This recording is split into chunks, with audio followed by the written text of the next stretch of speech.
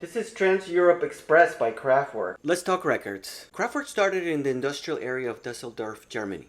Florian Schneider and Ralf Hutter met in the late 60s while going to the same university. They were both part of the experimental music and art scene in Germany. Melody Maker would coin this post-war German music movement krautrock. They both joined a band called Organization, and in 1970 they released one album called Tone Float. Schneider and Hutter began putting music together in a small studio in a commercial workshop building in the industrial part of town. Shortly after, Schneider and Hutter formed KRAFTWERK, which means power station. They went through a revolving door of many early members, including Klaus Dinger and Michael Rother, who would go on to form seminal krautrock band New. In 1970, they released their eponymously titled KRAFTWERK, and in 1972, KRAFTWERK 2. Although they recorded the experimental and instrumental albums with the assistance of a band, Hutter and Schneider would perform live shows as a duo. Wolfgang Flür would join as a percussionist, and they began playing live as a trio. In 1973, they released the album Ralf und Florian, which features a lot more electronic instruments like synthesizers and drum machines. The album was mostly instrumental, but it was also the first time that they would use an exclusively custom built for them vocoder, which is used to synthesize the human voice and would become an essential part of their sound. KRAFTWERK released their breakthrough album Autobahn in 1974, which would prove to be different than previous albums, with much better improved instruments and more of a pop sense to it. Autobahn was a big success, reaching number 5 on the Billboard Top LPs and Tape chart. KRAFTWERK toured in support of Autobahn, and it saw Hutter and Schneider singing live on stage. They recruited Karl Bartos, who played homemade electronic percussion instruments on stage with Wolfgang Flür. Radioactivity was their next album. It was around this time that Kling Klang Studio was majorly upgraded and it became a fully equipped recording studio. While on tour for the album, they began playing early versions of songs that would end up on their next record. They also began playing film installations to go along with the music. In 1976, they met artists that they were influenced by, David Bowie and Iggy Pop. They were actually quite honored that Bowie was a big fan of theirs. In fact, Bowie was such a fan that he asked them to tour with him as an opening act for his Station to Station tour, but they turned him down.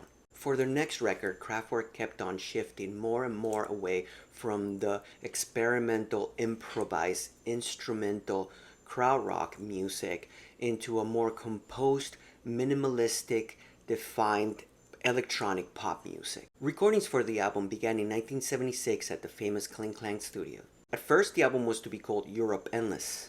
The idea was to write about the transportation system in Europe. They even went to train stations and bridges where trains would pass to get an idea of the sound. Matten Weechers, a manufacturer specializing in synthesizers, designed specially for the group a Synthenorma sequencer, which is a 32-step sequencer with 16 channels. 2 separate recordings for the album were made, one in German and another one in English. Trans-Europe Express by KRAFTWERK was released in March of 1977 on Kling Klang Records. The cover for the English release was shot by French photographer Jacques Starr. The idea was to make them look like mannequins. The German cover was shot by famous celebrity photographer Maurice Seymour in New York. The first single was the title track, Trans-Europe Express, released in April of that same year. A promotional music video was shot with the help of Gunther Frohling, who would later be responsible for KRAFTWERK's iconic The Man Machine album cover. The song was a nod to Bowie's Station to Station. The track actually mentions meeting Bowie and Iggy Pop. Meet Iggy Pop and David Bowie. It reached number 67 on the Billboard Hot 100. The song became very popular in New York nightclubs. Later on, it was famously sampled on Africa Bambaata's electro hip-hop classic Planet Rock in 1982. The Trans-Europe Express was a line of trains that connected all through Europe that ran from 1957 to 1987 and was replaced later on by EuroCity. Showroom Dummies was the second and last single released September of that same year.